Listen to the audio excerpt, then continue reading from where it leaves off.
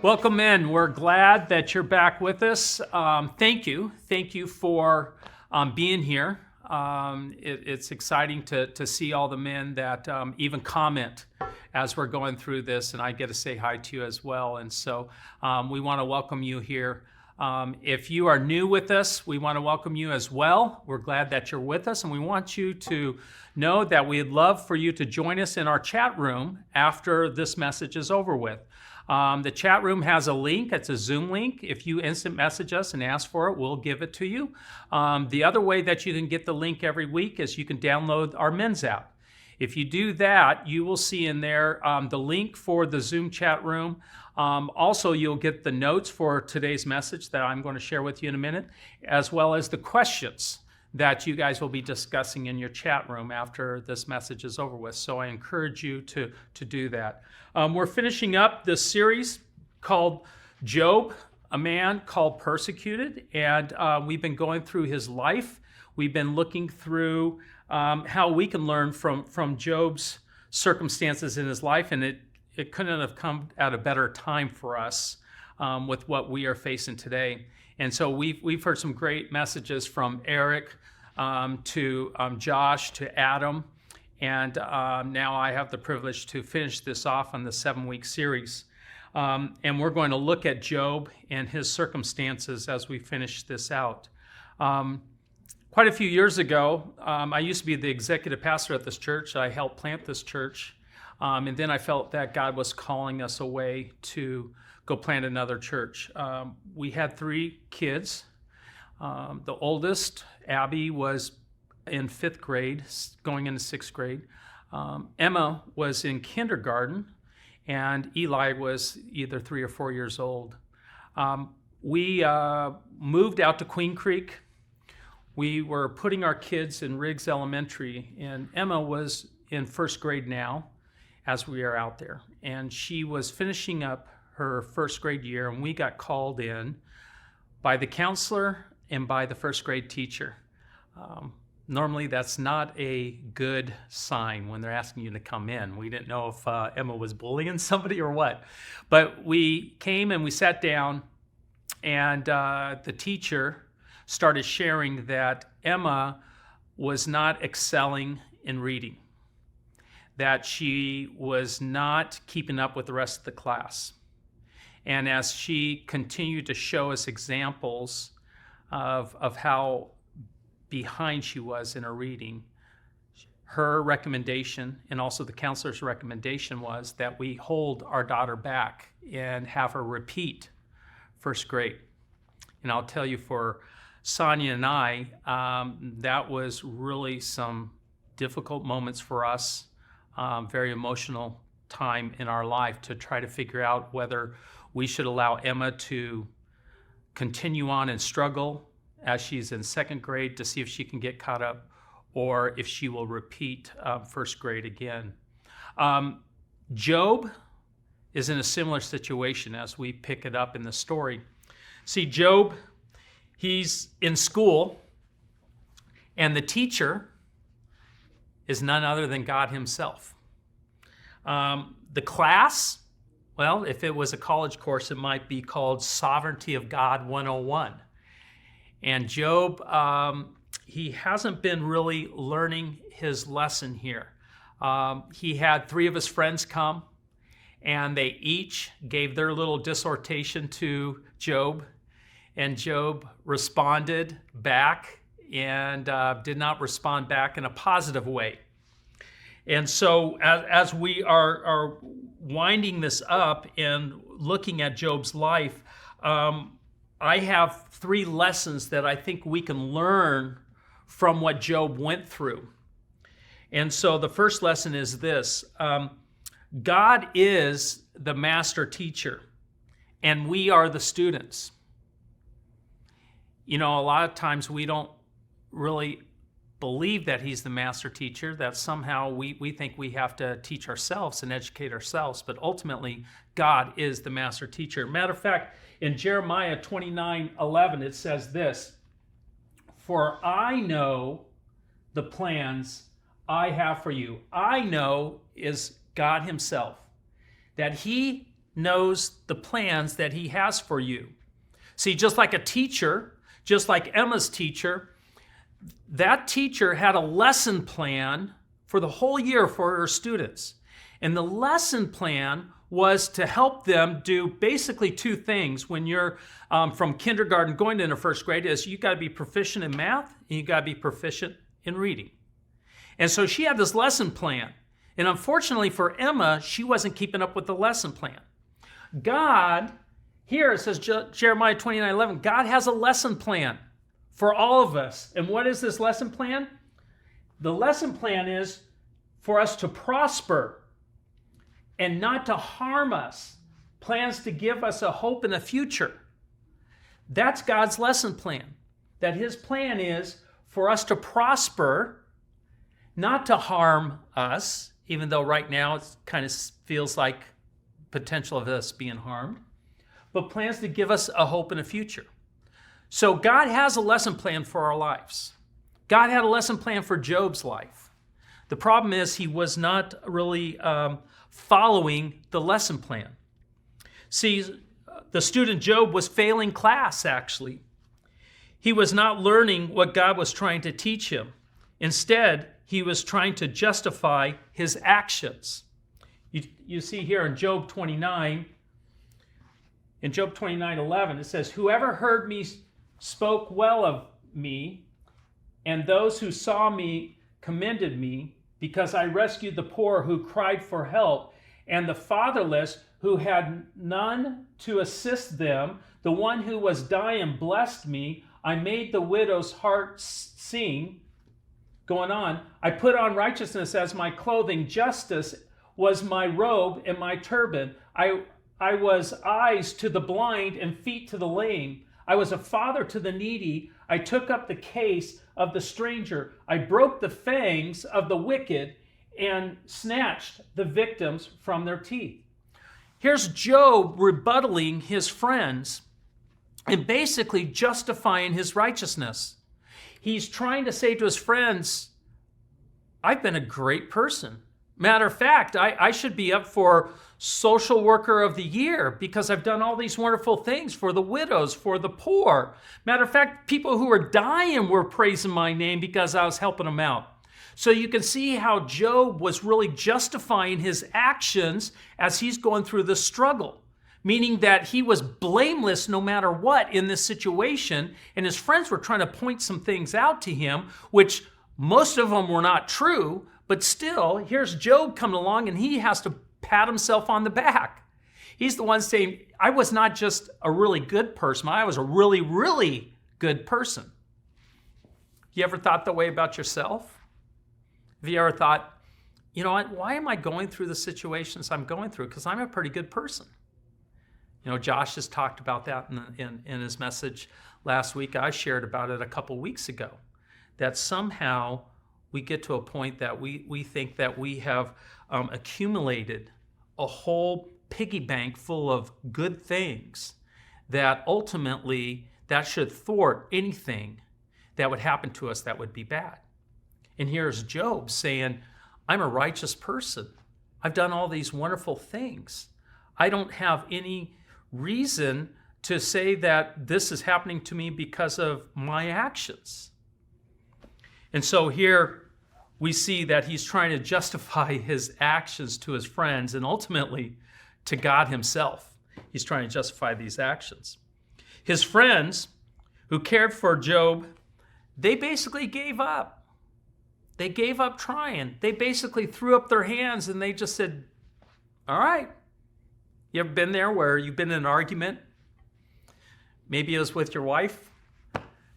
I'm sure if my wife was watching, she could tell you stories where I will be arguing with her and she finally just goes, all right, yep, you're not at fault. You're the perfect one in the marriage, right? Well, that was Job.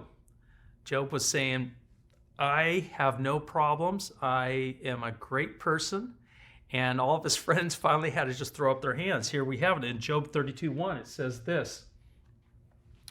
So these three men stopped answering Job because he was righteous in his own eyes. Wow. Wow.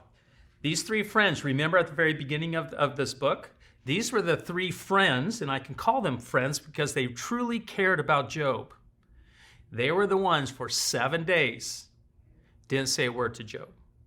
They sat there and basically sympathized with Job as he was struggling with the sores that he had. These are those friends that they're trying to help Job. They're not trying to hurt him. And yet they finally just washed their hands of the situation because he was just excusing everything away. He was trying to justify that he is not at fault in any of this. Back to the story of Emma. When we heard that news, we had to make a decision, and the decision was that we were going to hold Emma back. And we had to share that with her. Well, for a first grader, that really is crushing.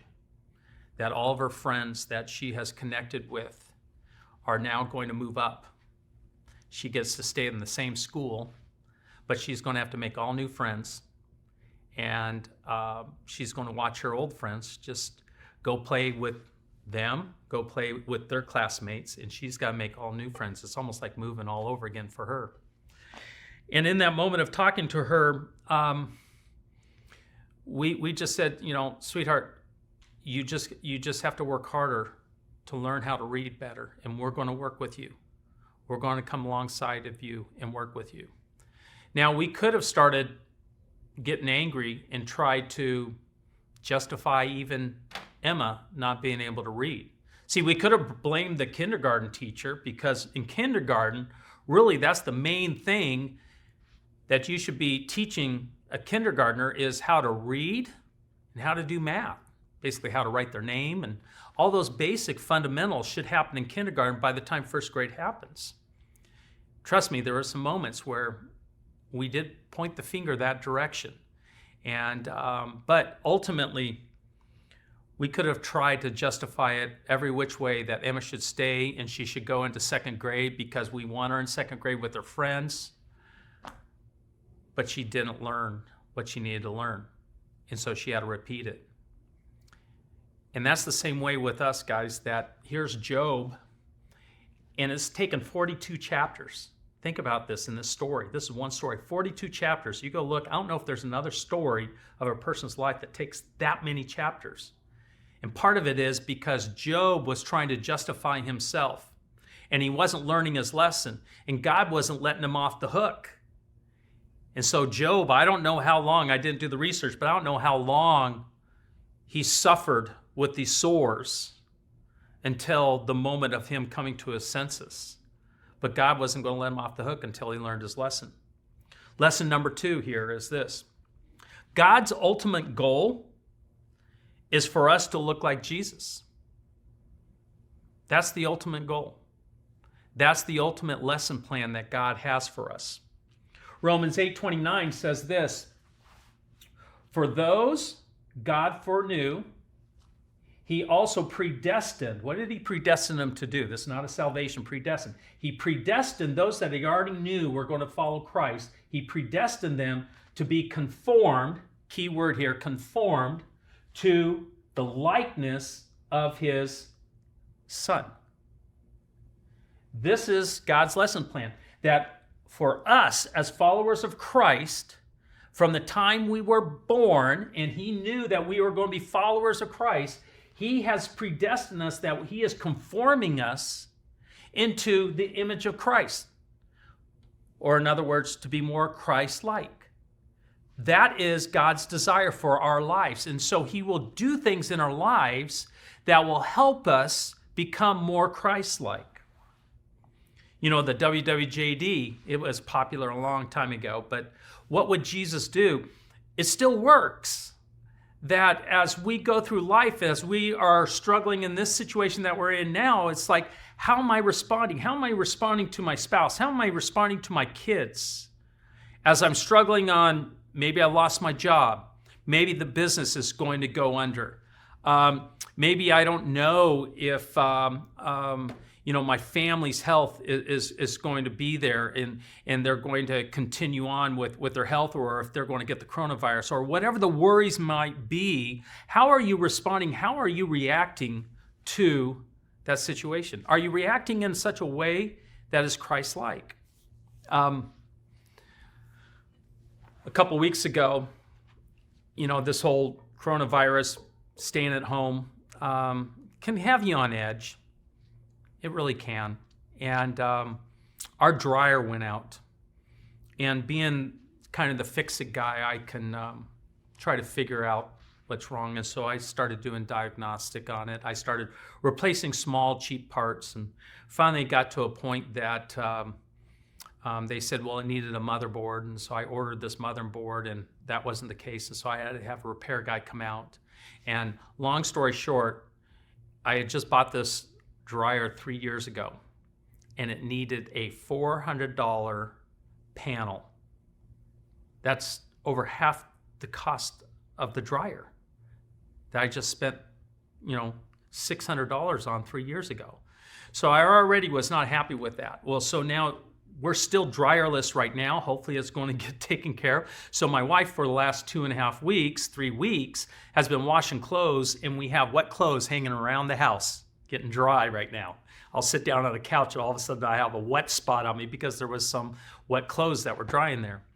Well, on top of that, all of a sudden we find, my wife calls me up and says, we got water in the garage. What? Come to find out, our drain was clogged up and water was being pushed into the garage. And now I'm like, oh man, I don't need a plumber to come out. I already have the expense of a dryer. So now all of a sudden I feel like I'm bleeding money, and I know that money isn't coming in. And so I say, well, I'm going to rent a snake. And if you know what I mean, it's a snake that you put into a pipe. And so I'm like, I'm going to save money. I'll just rent the snake and I'll come. Well, I get the snake. I get it all hooked up, ready to go into this pipe. I tried for an hour and a half to get the snake to go into the pipe, and I couldn't do it. And I was getting madder and madder. I was losing my patience to the point that I hate to admit it, but I am going to admit it to you guys. I had to punch something. I don't know if you've ever been that mad that you're like, I got to punch something. So I did, and my wife heard it. And she comes out and she basically says, you need to take a break. And finally I got to a point and said, I can't get this done. And so I basically had to take the snake back to Home Depot. I had to pay for the rental. And on top of that, guess what? I had to pay for a plumber to come out and do it right. All that to say, I was processing. I'm like, God, what are you doing? And it was in that moment that I learned that He was trying to teach me some patience and things, and just to trust Him on the finances, on what's going on, even though, dryer's not working, plumbing's not working. And so anyways, I learned something about myself in this time. And so, but ultimately, back to the goal, we're supposed to act like Jesus, right? And I know Jesus wouldn't have punched something, but we're supposed to act like Jesus. And so there's always something that we can be learning through these difficult times that we're going in. Lesson 3, last one. Trials are hard, but emerging on the other end is rewarding. The trials, they're hard. But when we emerge on the other end, it can be very rewarding. Job emerged with a greater understanding of who he is and who God is at the end of this. Let's look at chapter 42, verse 2 through 6. I know that you can do all things. This is Job talking to God. No purpose of yours can be thwarted. You asked, who is this that obscures my plans without knowledge? Surely I spoke of things I did not understand. So now finally Job is humbling himself. Things too wonderful for me to know. And then here's the kicker on it. You said, listen now and I will speak. I will question you and you shall answer me. My ears had heard of you, but now my eyes have seen you. Therefore I despise myself and repent in dust and ashes. So at the end of this, Job repents, realizing that he still had a lot to learn, and he had to be humbled by God himself as he went through this trial. God did not forget about Job, though. See, God rewarded him as he came through the end of this, as he learned what God was trying to teach him. And we pick this up in Job chapter 42, verse 10. After Job had prayed for his friends, let me stop there. His friends were trying to help Job. They were really not doing the best they could at it. And God realizes this and basically says to them, I'm going to have Job pray for you guys, and you're going to sacrifice, and I'm going to forgive you. And so here's Job, the one that's been suffering, prays for his friends in order for God to forgive them for how they treated Job.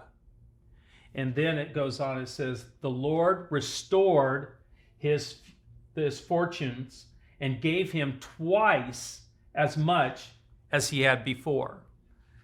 That God rewarded him, and it goes on to talk about the children he had. It talks about, the girls that he had, which basically they would have won every beauty contest there was. They were so beautiful, and just over emphasizes how much God blessed him for him going through this trial, for him learning a lesson through this trial, and at the end he was rewarded for it.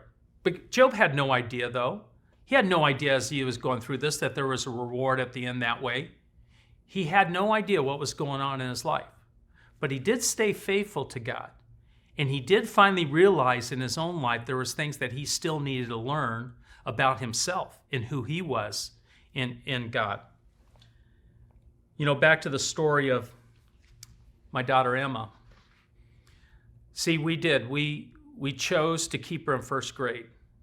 And 10 years ago, that was a hard decision for us. Matter of fact, there wasn't a day that went by in her classes that somehow it was not brought up. She remembered it in second grade. She remembered it in third grade. She would always point out the kids that she used to be in class with, that they would, when she was in fourth grade, they were in fifth grade. And so there was always a part of us where we're like, man, did we make the right decision? Emma is now a junior at Valley Christian High. And I just looked at her GPA last night. And her GPA right now is a 3.75. She's hoping to get it up to 3.8. She has been excelling in school. She excels in sports. She is an amazing volleyball player.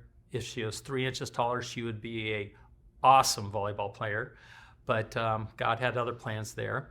But we now look back and go, that was the best decision that we ever made for our daughter Emma. But at the time, that was really a tough one, but we knew she needed to learn that lesson. She needed to learn how to read, and the best thing for her to do was to go back and learn that lesson. And that's a lot of times what God does with us. He sits us there until we learn the lesson that he has for us. And then when we finally emerge from this lesson, there's great blessing and great reward for it. So my challenge in closing is, let's continue to become like Christ in our actions. And in doing so, learn a little bit more about who God is in our own lives. Let's close in a word of prayer. God, thank you that we have this book called Job, that we can learn and understand of how you treat us by looking at the example of Job and how you treated him. And Lord, thank you that we can take these lessons and we can apply them to our lives. And I pray for these men. I pray that through this coronavirus time, that you would just speak into the lives of these men, that they would be able to learn something about who they are in you. Maybe it's their uncertainty of their finances, or uncertainty of their job, or uncertainty of their health or their family's health. Lord, may they just realize that they need to lean on you for their faith and for their trust, and that you are the ultimate provider, and that you will provide, and that your ultimate goal for all of us is for us to become more Christ-like. And I pray all this in your Son's name. Amen. All right, guys, a couple quick announcements before you go into the chat room. Beginning next week, we are going to have a new series starting, so don't go anywhere. Come back next week. We're going to go through a new series called God's Plan Clearly Muddy. And who's going to teach it for the 4 weeks is none other than our own Pastor Pat McCullough.